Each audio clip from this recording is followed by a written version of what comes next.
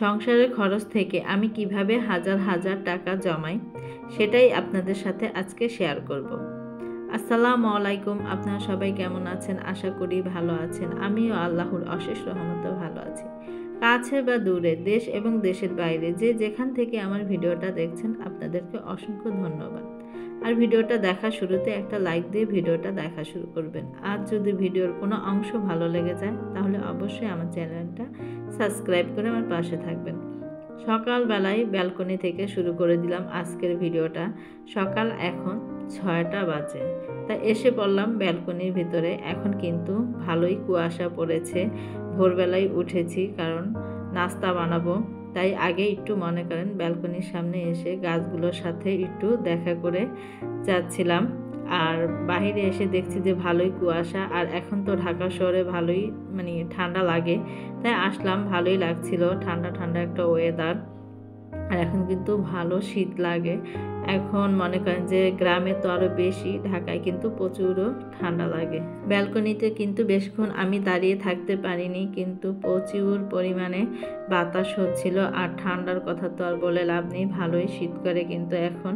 তাই এসে কিন্তু আমি নাস্তা বানানো শুরু করে দিয়েছি। অলরেডি কিন্তু আমি রাত্রে রুটিগুলো বানিয়ে ফ্রিজে রেখে দিয়েছিলাম, আর এখন সকালবেলা ভেজে নিচ্ছি কারণ একটু পরেই গ্যাসটা চলে যাবে। এরকম একটা অবস্থা। আমি কিন্তু এখন রাত্রে রান্নাটা করে থাকি, কারণ সকালবেলা রান্না করা হয় না, কারণ গ্যাসটা চলে যায় মনে করেন 7টার দিক দিয়ে। এই কারণে রাত্রে রান্নাটা করে রাখি।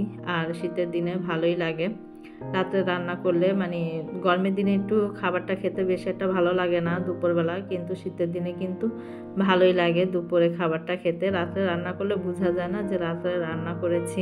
এক এক করে রুটিগুলো ভেজে নিচ্ছিলাম, কারণ তাড়াহুড়াই করছিলাম, না তো গ্যাসটা কখন জানি ফুট করে চলে যায়। কারণ গ্যাসের তো এখন আর কোনো মনে করেন যে মা বাপ নেই, যখন খুশি তখনই চলে যায়। দেখা যায় ভোর 6টা বাজে, না তো 7টা বাজে, এরকমই চলে যায়। তাই তাড়াহুড়া করেই রুটিগুলো ভেজে নিচ্ছিলাম। আর ভাজিটাও কিন্তু আমি রাত্রে করে নিয়েছিলাম, কারণ সব কিছু এখন কিন্তু রাত্রে আমি বেশিরভাগ সব কিছুই করে নিই। কারণ এত ভোরে উঠে যদি আবার দেখি গ্যাস থাকে না, আর কারেন্টের চুলা শুধু শুধু অপচয় করে তার লাভ নেই। সকালবেলা মনে করেন যে গ্যাস থাকে না, এ কারণে রাত্রে আমি সম্পূর্ণ রান্নাটা করে নিই। সকালবেলা ফ্রি হয়ে যাই, কারণ গ্যাস থাকে না। কারেন্টের চুলা রান্না করলে কিন্তু বিল উঠবে, এই কারণে মনে করেন নিজে যতটুকু সেভ করে চলতে পারি ততই ভালো। আর এই তো দেখেন এখন কিন্তু আমি নাস্তা খেতে বসে পড়েছি। অলরেডি কিন্তু আমি ঘরের সমস্ত কাজকাম শেষ করে কিন্তু নাস্তাটা খেতে বসে পড়েছি ভাজি দিয়ে। আর এখানে এখন আপনাদের সাথে আমি যে টপিক নিয়ে কথা বলছিলাম সেটা হচ্ছে যে আমি কিভাবে হাজব্যান্ডের এত অল্প ইনকামের টাকা থেকেও আমি মনে করেন মাসে হাজার হাজার টাকা কিভাবে জমিয়ে থাকি সেটাই আজকে আপনাদের সাথে শেয়ার করব। এই তো দেখেন আমি কিন্তু প্রতিনিয়তই প্রত্যেক মাসে একটা লিস্ট করে থাকি, যে লিস্টটা নিয়ে এই মাসেও আমি কিন্তু বসে পড়েছি। এই তো দেখেন সারা মাসের আমার এখানের হিসাব আর সম্পূর্ণ বাজারের লিস্ট এখানে। বাসা ভাড়া থেকে কাঁচা বাজার, শুকনা বাজার, মাছ মাংসের বাজার, ওয়াইফাই লাইনের বিল, তারপর ডিশ বিল, সব কিছুই কিন্তু এই জায়গায় একসাথে সম্পূর্ণ হিসাব। এই হিসাবে থেকেও কিন্তু আমি কিছু টাকা সঞ্চয় করে থাকি। যেমন মনে করেন, যেমন বাসা ভাড়াটা কিন্তু আমার যা তাই দিতে হবে, স্কুলের বেতনও আমার যা তাই দিতে হবে, ওয়াইফাই লাইন ডিশ বিল যা বেতন তাই দিতে হবে। ওদের যে ভাড়াগুলো সেগুলো কিন্তু আমার সব কিছুই কিন্তু পরিশোধ করতে হবে। যা আছে তাই, এখান থেকে কিন্তু আমি কমাতেও পারবো না, বাড়াতেও পারবো না। যা লিস্ট করা তাই আমার দিতে হবে। আর আমি কিন্তু মনে করেন সঞ্চয়টা করব কোথা থেকে?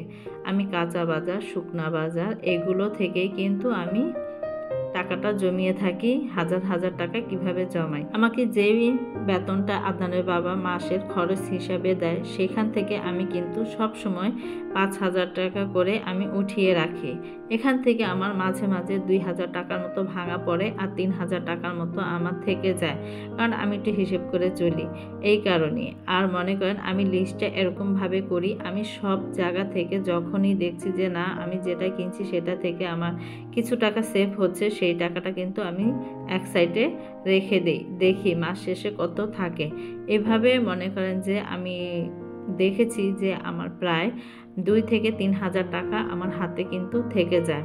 যেমন মনে করেন কাঁচা বাজার, ওইগুলো কিন্তু মনে করেন যে যখন যা লাগে কাঁচা বাজারটা কিন্তু আমি একসাথে করতে পারি না, ওটা কিন্তু আমার মনে করেন হাতে রাখতে হয়। এখান থেকেই মনে করেন যে আমার বাজারটা করতে হয় এই টাকা থেকে। আর শুকনা বাজারটা কিন্তু আমি একসাথে প্রত্যেক মাসের বাজারটা করে ফেলি, তার মানে আমার একটা লিস্ট হয়ে যায়।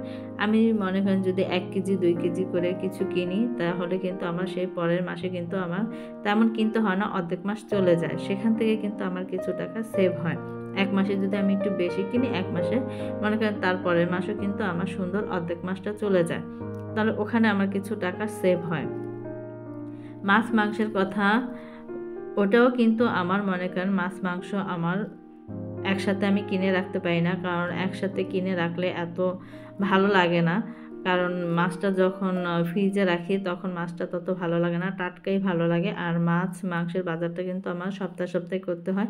সেখান থেকেও কিন্তু আমি মনে করেন যে যদি একটু বেশি কেনা হয়, সেখান থেকে মনে করেন এরপরে সপ্তাহটা আমার একটু সেভ হয়ে যায়, কারণ অত বেশি লাগে না। সেখান থেকেও মনে করেন আমার কিছু টাকা আমি সেভ করতে পারি। এই মাসে যদি আমি 1 বস্তা চালের বস্তা কিনি, তাহলে কিন্তু মনে করেন আমার অনায়াসে 2.5 থেকে 3 মাস সুন্দরভাবে চলে যায়। তাই সেখান থেকেও কিন্তু মনে করেন আমার ওই 2 মাস কিন্তু আমার আর ওই চালের টাকাটা লাগে না, ওখান থেকেও কিন্তু আমি সেভ করতে পারি টাকা। তারপর এই তো দেখেন এখন কিন্তু ডিসেম্বর মাস চলছে, আমরা কিন্তু স্কুলের বেতন সব কিছুই কিন্তু আমরা নভেম্বর মাসে পরিশোধ করে ফেলেছি, কারণ পরীক্ষার জন্য। এই মাসে কিন্তু আমার মনে করেন মানে স্কুলের বেতনটা দেওয়া লাগছে না, সেখান থেকে কিন্তু আমার এই টাকাটা সেভ হচ্ছে। তারপর মনে করেন কোচিংয়ের বেতনটা দেওয়া লাগছে এই মাসে, কারণ অর্ধেক মাস পর্যন্ত, অর্ধেক মাস না 10 তারিখ পর্যন্ত যেহেতু পড়েছে, 11 তারিখে পরীক্ষা শেষ হয়ে গেছে, তার মনে করেন অর্ধেক মাসের বেতনটা আমার দিতে হয়েছে। সেখান থেকেও কিন্তু আমার কিছু টাকা এই মাসে সেভ হয়েছে। তা এই মাসে মাশাআল্লাহ কিন্তু ভালোই মনে করেন যে সেভ হয়েছে, কিন্তু জানুয়ারি মাসে খরচটা বেশি। তাই এখান থেকেও কিন্তু আমার টাকাটা রেখে দিতে হবে জানুয়ারি মাসের জন্য, কারণ ছেলেকে জানি ভর্তি করাতে পারি, কারণ ভর্তির অ্যামাউন্টটা কিন্তু অনেক বেশি। এই কারণে মনে করেন যে যেমন আয়, যেমন আমি সেভ করেছি তেমন কিন্তু আমার ব্যয়ও হবে, কারণ আমি বুদ্ধি খাটিয়ে মনে করেন এই টাকাগুলো সেভ করে রেখেছি। আমি কিন্তু ভাঙলে ভাঙতে পারতাম, কিন্তু না, ভাঙিনি। এই মাসে যেই টাকাটা আমার সেভ হয়েছে এই টাকাটা দিয়ে আমি আমার ছেলের সামনের মাসে ভর্তিটা করিয়ে ফেলবো সুন্দরভাবে, কারণ আমি আয় করেছি। এখান থেকে তো মনে করেন আমার ব্যয়ও করতে হবে, তার বুদ্ধি খাটিয়ে চলি দেখে। আর আমি একটা ব্যাংক কিনেছি, দেখতেই পেরেছেন।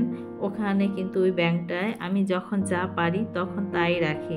আমি 100 টাকা হোক 10 টাকা হোক, যখন আমার মনে করেন বাজারের টাকা আমার কাছে যখন দেখছি যে এই টাকাটা আমার সেভ হয়েছে, মানে 10 টাকা আছে 20 টাকা আছে, তখনই আমি কি করি, এই ব্যাংকের ভিতরে আমি রেখে দিই। আমি কিন্তু আগের বার আরেকটা ব্যাংক কিনেছিলাম, এই ব্যাংকের থেকে ছোট ব্যাংক, সেই ব্যাংকে কিন্তু আলহামদুলিল্লাহ আমি অনেক টাকা জমিয়েছিলাম। আমি কিন্তু ভেঙেও ফেলেছি সেই ব্যাংকটা কিছুদিন আগে। এখন আবার ওইটা থেকে এটা একটু বড়টা কিনেছি ব্যাংক। আমরা মনে করেন যে যখন আমরা 1-2 হাজার টাকা যদি আমাদের সেভ করতে পারি, আমাদের এই ছোট ব্যাংকে কিন্তু যখন সীমিত অল্প 20 টাকা 30 টাকা 100 টাকা, আমরা 500 1000 2000 টাকাও রাখতে পারি, কোনো সমস্যা নেই। কিন্তু কি যখন একটু দরকার পড়বে আমরা আবার কি করি, ভেঙে ফেলি। এই কারণে আমাদের কি করতে হবে, ব্যাংকে একটা অ্যাকাউন্ট করতে হবে। তা আমি যেই জিনিসটা করে থাকি যে কিছু টাকা আমি যখন আমার মাসিক আয়ের থেকে মানে ব্যয় থেকে যখন আমার আয়টা হয়, তখন আমি কি করি, আমার ব্যাংকে অ্যাকাউন্ট আছে, সেখানে আমি কিছু টাকা জমানোর চেষ্টা করি, কারণ আমি জমিয়ে থাকি সেই অ্যাকাউন্টে। তাই আমি মনে করি যে বাজারের টাকা থেকে একটা আমি টার্গেট নিয়ে চলি, যে আমাকে 30,000 টাকা দিয়েছে, 5,000 টাকা আমি উঠিয়ে রাখবো, সেই টার্গেটটা নিয়ে মনে করেন আমি চলি। তা আলহামদুলিল্লাহ ওখান থেকে কিন্তু আমার মনে করেন 30,000 টাকা থেকেও কিন্তু আমার 27,000 থেকে 26,000 টাকা পর্যন্ত আমার চলে যায়। আর মনে করেন যে আমার 2-3 হাজার টাকা কিন্তু থেকে যায়, কিন্তু আমি কি করেছি, ওখান থেকেও আমি ব্যাংকে নিয়ে রেখে দিই, কারণ আমার হাতে থাকলে বা ঘরে থাকলে ভাঙা হয়ে যাবে। তাই মনে করেন এইভাবে আমি টাকাটা সেভ করে থাকি। 2-3 হাজার টাকা আমার কিন্তু এই বাজার খরচ থেকে অলরেডি আমার সব সময় মনে করেন যে থাকে, কারণ আমি ওইভাবে চলি বুদ্ধি খাটিয়ে, এই কারণে কিন্তু আমার টাকাটা থেকে যায়। তা আমরা সবাই যদি একটু সাংসারিক হই, ঘরের হাজব্যান্ডরা কিন্তু অনেক কষ্ট করে মনে করেন উপার্জন করে এনে দেয়। যদি আমরা মহিলারা একটু সাংসারিক হই তাহলে কিন্তু কিছু টাকা মনে করেন যে দিন শেষে আমরা গুনতে পারি। কারণ কিছু টাকা দেখা যায় মাস শেষে যদি 2-3 হাজার টাকা যদি হাতে থাকে তাহলে কিন্তু ভালোই লাগে, খারাপ লাগে না। আর যদি একটা ডিপিএস করা যায় 5 বছরের জন্য তাহলে তো আলহামদুলিল্লাহ, 5 বছর পরে তো টাকাই টাকা, ঠিক না?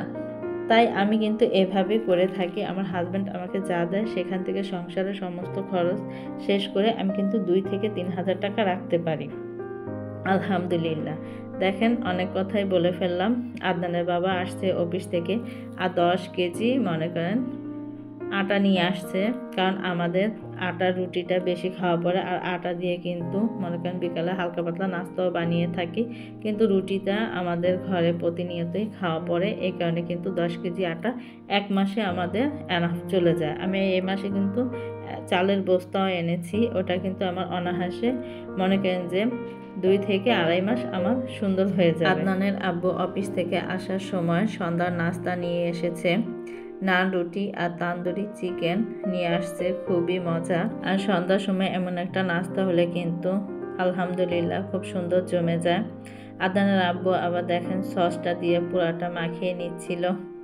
আমি আমাদের বর্ণমালা স্কুলের সামনে থেকে আনি বিকালে, সেটা কিন্তু সস দিয়ে পুরা মাখা মাখা থাকে, খুব মজা লাগে।